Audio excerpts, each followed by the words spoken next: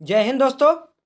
आज की इस वीडियो में हम लोग अर्थशास्त्र कक्षा 10वीं के महत्वपूर्ण प्रश्नों को पढ़ेंगे जो बिहार बोर्ड, सीबीएसई बोर्ड तथा अन्य सभी राज्य बोर्ड के लिए अति महत्वपूर्ण होगा। तो शुरू करते हैं दोस्तों।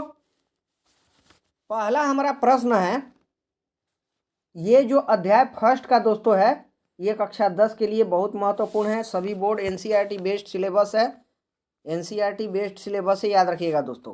पहला प्रश्न है, आर्थिक समृद्धि संबंधित है। आर्थिक समृद्धि से प्रश्न है, आर्थिक समृद्धि का संबंध किससे है? ये गुणात्मक परिवर्तन से है, परिमाणात्मक परिवर्तन से है, उपरोक्त दोनों से है, या फिर इनमें से किसी से नहीं है। तो इस प्रश्न का राइट आंसर है दोस्तों परिमाणात्मक परिवर्तन। परिमाणात्मक परिवर्तन से है। आर्थिक समृद्धि बहुत इंपॉर्टेंट है इकोनॉमिक्स में। याद रखिएगा दोस्तों, आपको शब्दों को बहुत समझना है, शब्दों पे वैल्यू देना है। आर्थिक समृद्धि का संबंध जो है ये परिमाणात्मक परिवर्तन से होता है। परिमाणात्मक परिवर्तन is the right answer of this question. चलते हैं अगले प्रश्न की ओर। प्रश्न नंबर दूसरा है, आर्थिक विकास का संबंध किससे है? आर्थिक विकास का संबंध किससे है? क में है परिमाणात्मक परिवर्तन, बी में है गुणात्मक परिवर्तन, उपरोक्त दोनों से है, या फिर इनमें से किसी से नहीं है। इसका राइट आंसर दोनों से होगा, क्योंकि आर्थिक विकास का जो संबंध है ये परिमाणात्मक परिवर्तन से भी है और ये गुणात्मक परिवर्तन से भी है। ठीक है, तो इसका राइट आंसर हो जाएगा दोस्तों दोनों हो जाएगा, दोनों हो जाएगा। इसका राइट आंसर ग होगा। दोस्तों आप वीडियो को ज़्यादा से ज़्यादा लाइक कीजिए, शेयर कीजिए और चैनल को सब्सक्राइब कीजिए ताकि सभी का फायदा हो। चलते हैं अगले प्रश्न की ओर। प्रश्न नंबर 3 है, भारत का वित्तीय वर्ष क्या है? वित्तीय वर्ष से क्वेश्चन पूछा है, फाइनेंशियल ईयर पूछ रहा है दोस्तों। फाइनेंशियल ईयर क्या है? ए में है 1 जनवरी से 31 दिसंबर, बी में है 1 अप्रैल से 31 मार्च, सी में है 15 फरवरी से 30 अक्टूबर और डी में है इनमें से कोई नहीं। क ख का आंसर इस प्रकार से दिया है दोस्तों, हिंदी में आप समझिएगा इस बात को। इस प्रश्न का राइट आंसर है दोस्तों 1 अप्रैल से 31 मार्च। 1 अप्रैल से 31 मार्च को जो है ये भारत का वित्तीय बजट होता है। फाइनेंशियल ईयर जो भारत होता है भारत का, ये 1 अप्रैल से 31 मार्च होता है। ध्यान रखना है आपको। चलते हैं अगले प्रश्न की ओर। प्रश्न है, प्रत्यक्ष कर के अंतर्गत निम्न में से किसे शामिल किया जाता है? प्रत्यक्ष कर कह रहा है दोस्तों, डायरेक्ट टैक्स की बात कर रहा है। डायरेक्ट टैक्स, आयकर, आयकर बिल्कुल सही है, आयकर प्रत्यक्ष कर है। तो हमारा पहला ऑप्शन सही है। और 3 ऑप्शन देख लेते हैं। उत्पाद शुल्क नहीं होगा, बिक्री शुल्क भी नहीं होगा, इनमें से कोई नहीं, ये भी गलत है। तो इनकम टैक्स जो होता है ये डायरेक्ट टैक्स होता है दोस्तों। इनकम टैक्स डायरेक्ट टैक्स होता है। तो इस प्रश्न का राइट आंसर हो जाएगा इनकम टैक्स। चलते हैं अगले प्रश्न की ओर। अगला प्रश्न है दोस्तों हमारा, बजट के 2 विस्तृत घटक पूछ रहा है। बजट के घटक पूछ रहा है, क्या क्या है ये? पहला है बजट प्राप्ति है, या फिर उत्पाद कर है, या फिर दोनों है, या फिर इनमें से कोई नहीं है। तो दोस्तों बजट के विस्तृत घटक पूछेगा तो ये बजट प्राप्ति भी होता है और उत्पाद कर होता है। तो इस प्रश्न का राइट आंसर दोनों हो जाएगा। उपरोक्त दोनों हो जाएगा दोस्तों, दोनों हो जाएगा। ग is the right answer of this question. इस प्रश्न का राइट आंसर ग होगा दोस्तों। चलते हैं अगले प्रश्न की ओर। अगला प्रश्न 6 नंबर है। प्रश्न कहता है, सार्वजनिक उपक्रम को नाम से भी जाना जाता है। सार्वजनिक उपक्रम को किस नाम से जाना जाता है? राजकीय उपक्रम बिल्कुल सही, जाना जाता है। सार्वजनिक क्षेत्र के उद्योग, ये भी सही है। सरकारी उद्योग, ये भी सही है। तो इस प्रश्न का राइट आंसर घ हो जाएगा। घ हो जाएगा दोस्तों, क्योंकि सार्वजनिक क्रम ये तीनों है। तीनों याद रखिएगा। इस प्रश्न का राइट आंसर उपरोक्त सभी होगा। उपरोक्त सभी होगा। चलते हैं दोस्तों अगले प्रश्न की ओर। अगले प्रश्न की ओर।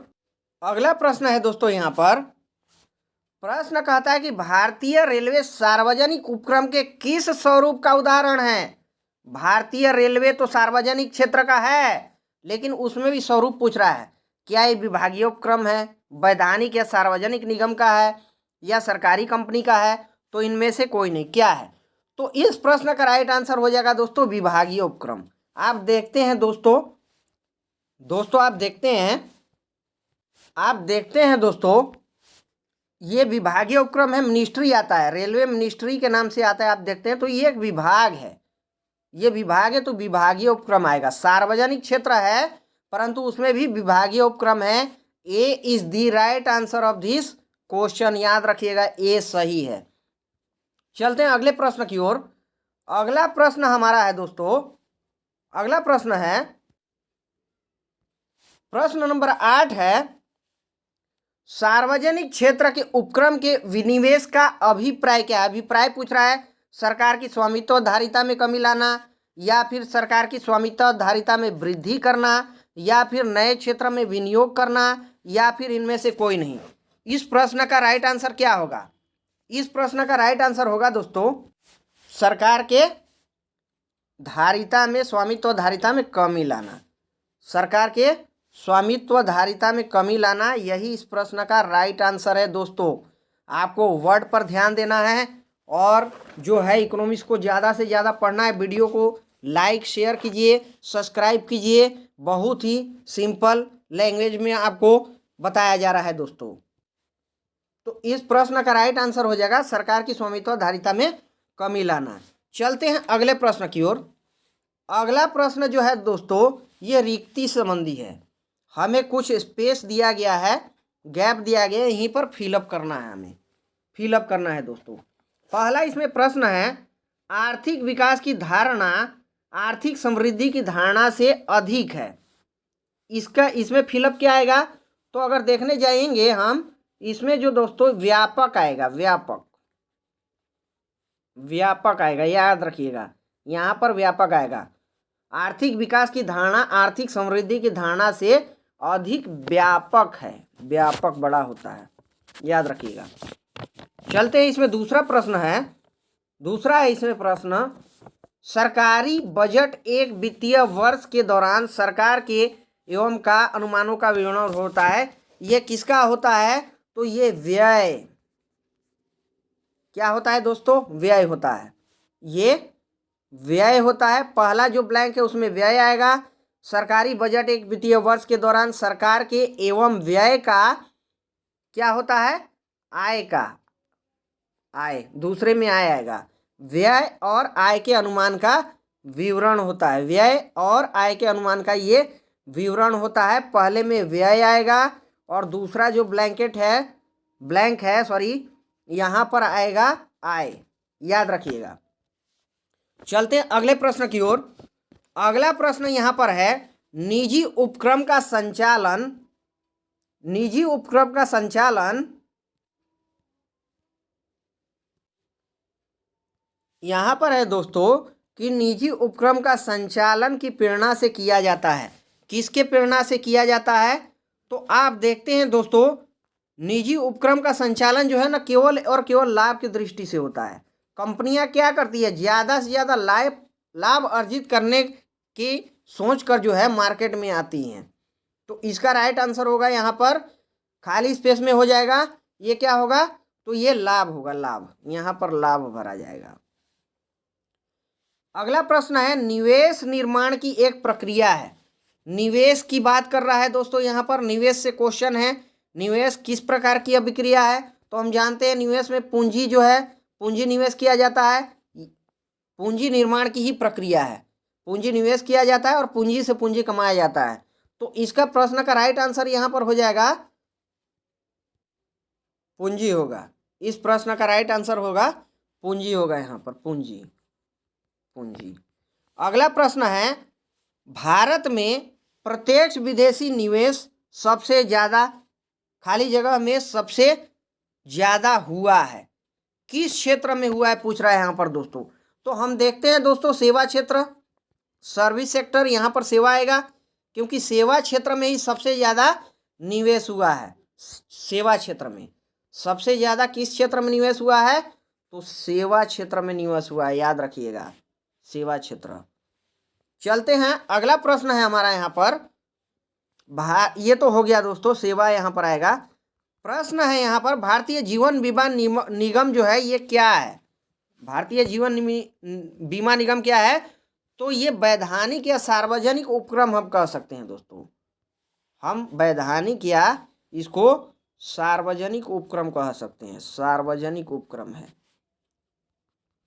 ये LIC, याद रखिएगा दोस्तों। वीडियो बहुत इंपॉर्टेंट होने वाला है, आप वीडियो को अंत तक देखिए।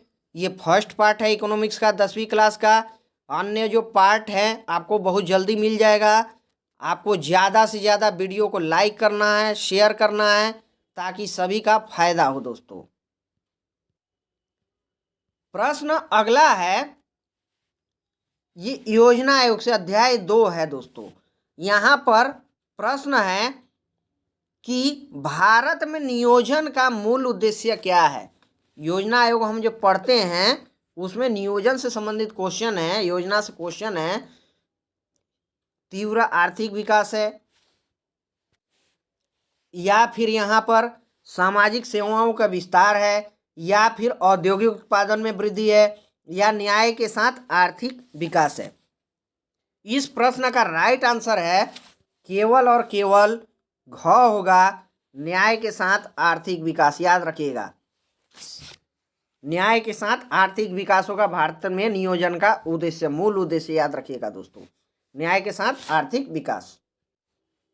प्लानिंग कमीशन आया था, आप जानते हैं, हमारे देश के प्रथम प्रधानमंत्री जवाहरलाल नेहरू लेकर के आए थे, तो उसी से संबंधित ये क्वेश्चन है, याद रखिएगा।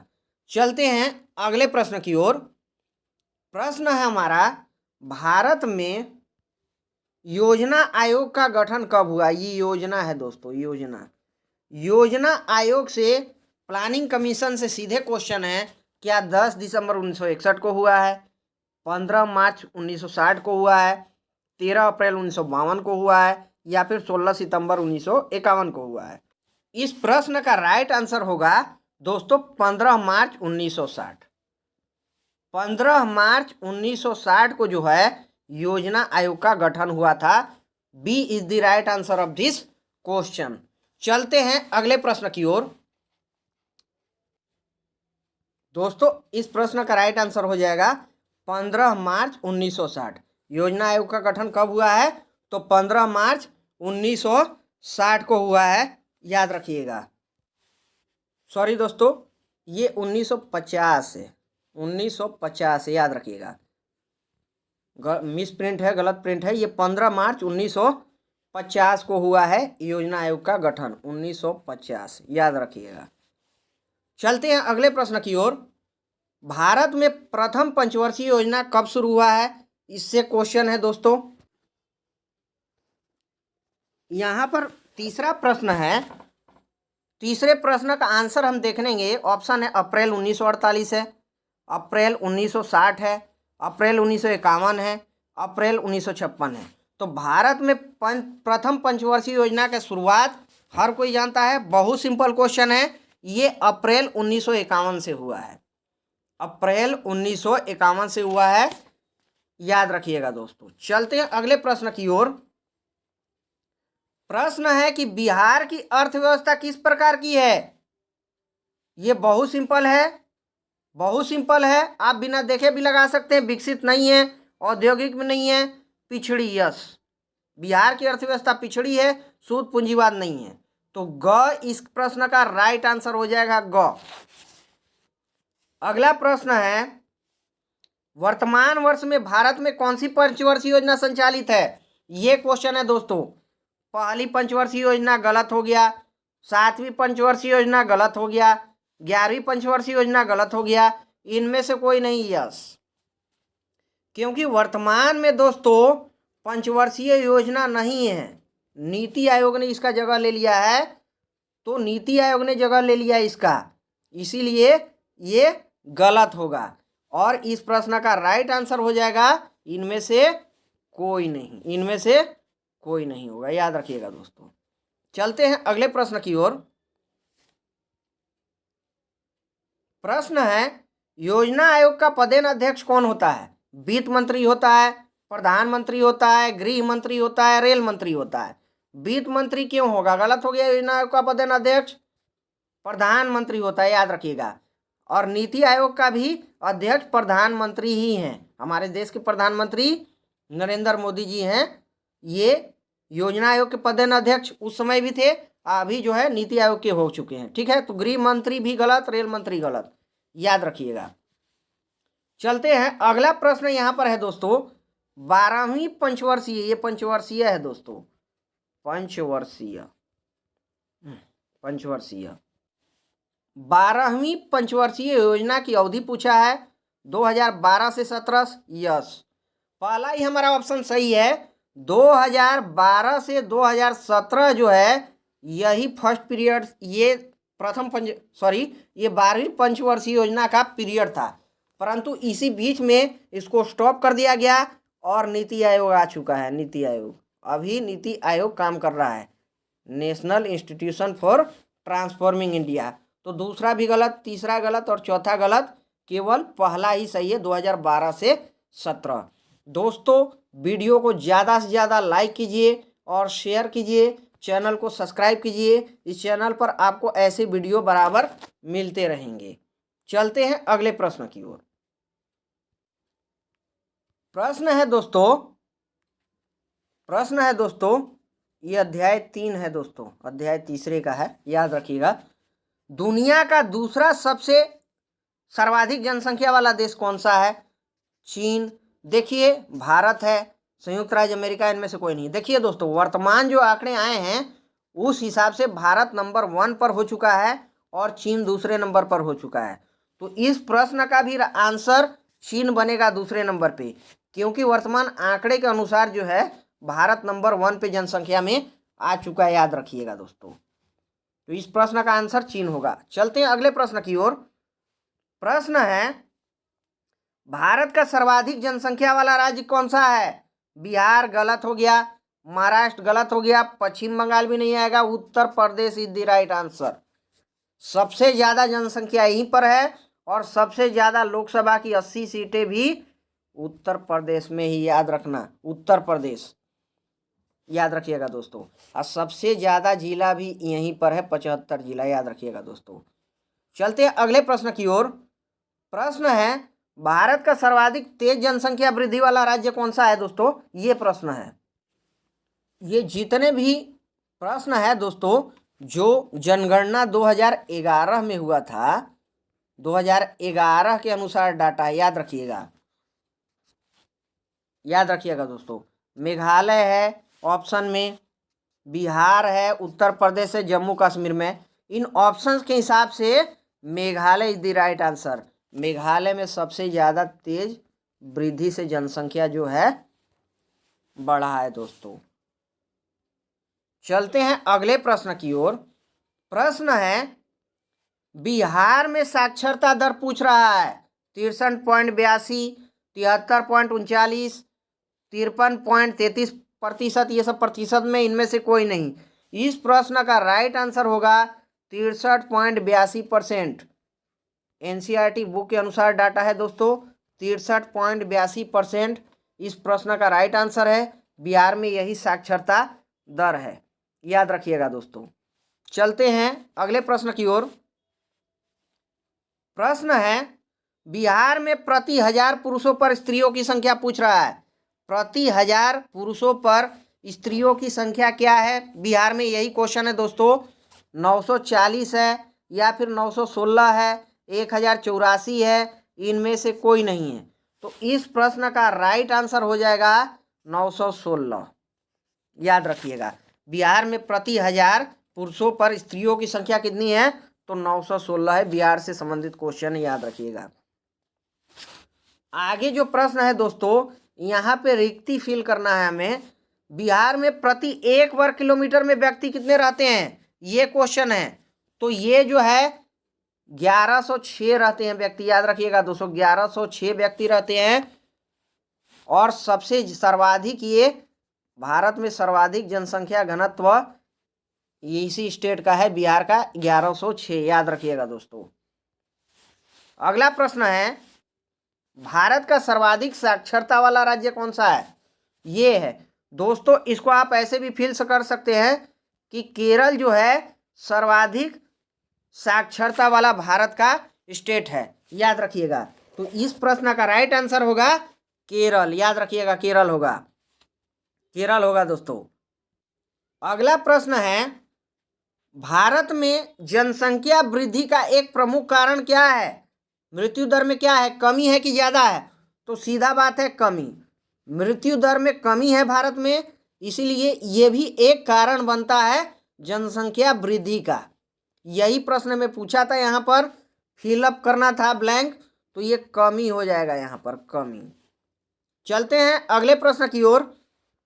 प्रश्न हमारा है, भारत में प्रति हजार पुरुष पर स्त्रियों की संख्या पूछ रहा है कितनी है?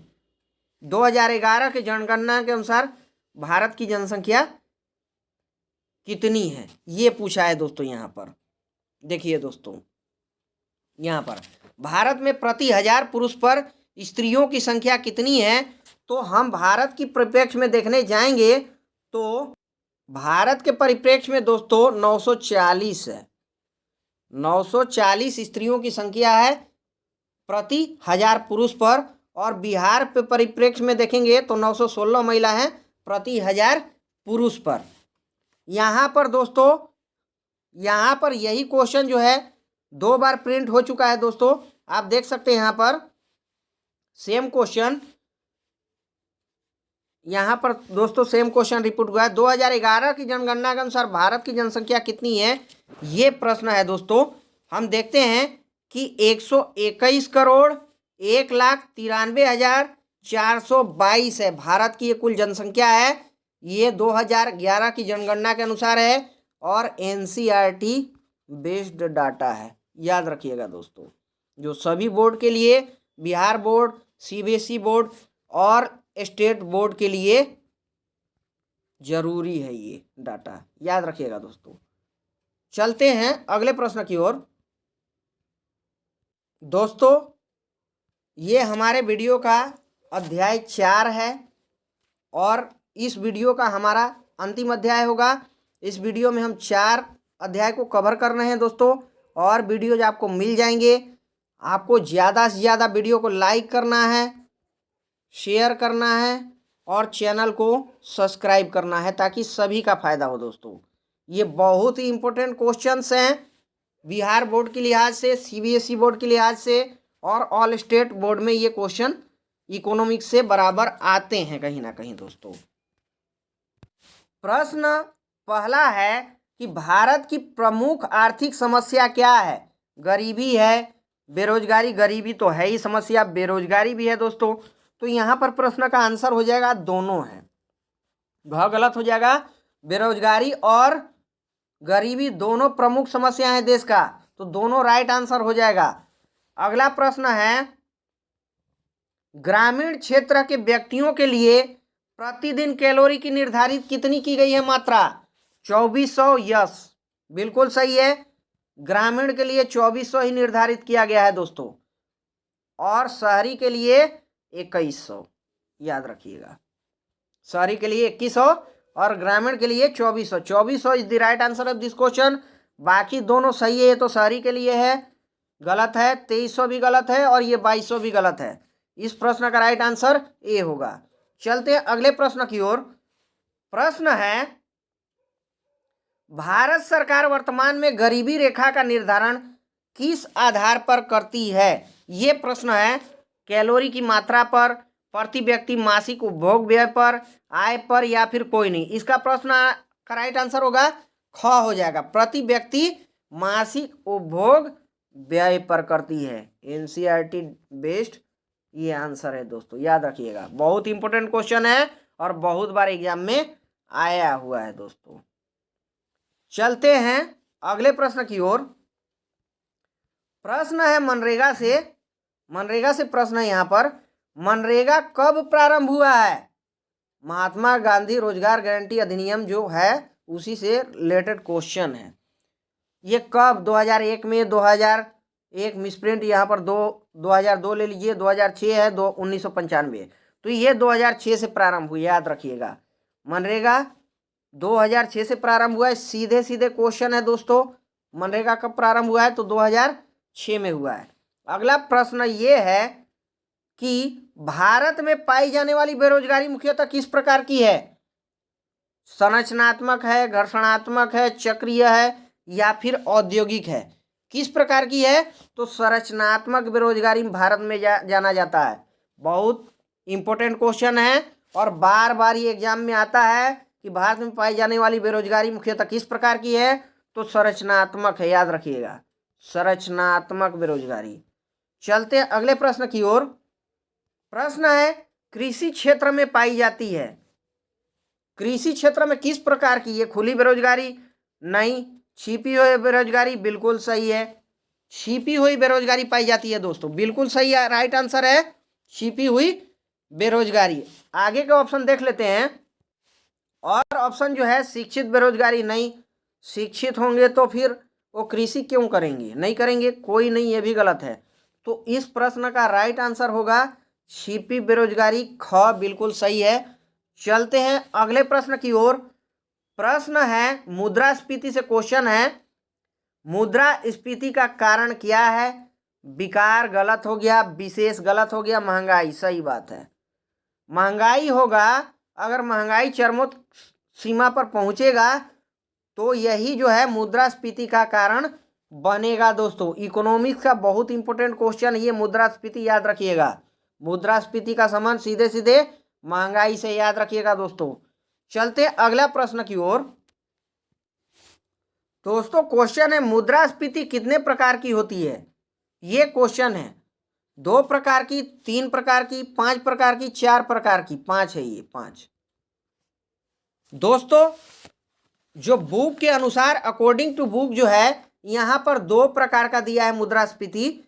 मांग प्रेरित मुद्रास्फीति, मांग प्रेरित मुद्रास्फीति, और दूसरा जो है लागत प्रेरित मुद्रास्फीति, लागत प्रेरित मुद्रास्फीति। मांग प्रेरित मुद्रास्फीति दिया एक, और एक दिया है लागत प्रेरित मुद्रास्फीति। अकॉर्डिंग टू एनसीईआरटी बुक ये दिया गया है दोस्तों। तो इस प्रश्न का राइट आंसर हो जाएगा 2। चलते हैं अगले प्रश्न की ओर। प्रश्न है काला धन है, क्या है काला धन? गैर कानूनी धन तो है ही, काली मुद्रा भी है, ये भी है दोस्तों। दोस्तों देखिए यहाँ पर जो कोई नहीं, ये तो गलत हो जाएगा, सीधा सीधा है। तो इस प्रश्न का राइट आंसर 2 तो नहीं हो सकता है। काली मुद्रा, काली धन कहिए दोस्तों, ये जो होता है दोस्तों, जो टैक्स के बचने के लिए जो है ना, गैर कानूनी धन होता है जिस पर टैक्स नहीं दिया जाता है, वही होता है गैर कानूनी धन, काला धन होता है। तो इस प्रश्न का राइट आंसर भी बन जाएगा केवल और केवल क, गैर कानूनी धन। ये दोनों तीनों गलत हो जाएंगे दोस्तों, भारी धन तो होगा ही नहीं। चलते हैं अगले प्रश्न की ओर। प्रश्न है काला धन का स्रोत क्या है? कर चोरी करना, अभी मैंने बताया कि टैक्स में चोरी करते हैं वह काला धन ही बन जाएगा, तो पहला भी सही है। अवैध आय से, अवैध आय ये भी सही है। अगर जो है बिना सरकार को टैक्स दिए आप किसी प्रकार की कमी नहीं करते हैं तो ये भी काला धन में ही आएगा। कमीशन आप लेते हैं किसी प्रकार का, घूसखोरी करते हैं, भ्रष्टाचार करते हैं, तो ये भी क्या आएगा? काले धन में ही आएगा। तो इस प्रकार इस प्रश्न का राइट आंसर हो जाएगा सभी, यहाँ पर सभी सही है ऑप्शंस। चलते हैं अगले प्रश्न की ओर। अगला प्रश्न है दोस्तों, और हमारे क्लास का लास्ट प्रश्न है। आप वीडियो को ज़्यादा से ज़्यादा लाइक कीजिए, शेयर कीजिए, ताकि सभी का फायदा हो दोस्तों। प्रश्न है ट्रांसपेरेंसी इंटरनेशनल किन देशों की सूची जारी करता है? विकसित, ये विकसित है दोस्तों, विकसित देशों की, विकासशील देशों की, भ्रष्ट देशों की, कोई नहीं। यहाँ पर दोस्तों विकसित देश की सूची क्यों ट्रांसपेरेंसी इंटरनेशनल जारी करेगा? विकासशील की भी नहीं करेगा, ये करता है भ्रष्ट देशों की सूची जारी, भ्रष्ट देशों की। तो इस प्रश्न का राइट आंसर ग हो जाएगा, बाकी सभी ऑप्शंस गलत हैं दोस्तों। वीडियो को ज़्यादा से ज़्यादा लाइक कीजिए, शेयर कीजिए, चैनल को सब्सक्राइब कीजिए। इकोनॉमिक्स के ऑल जो पार्ट्स हैं आपको बहुत जल्द मिल जाएंगे, तो आपको ज़्यादा से ज़्यादा लाइक करना है और शेयर करना है ताकि सभी का फायदा हो, सभी का फायदा हो। थैंक यू दोस्तों।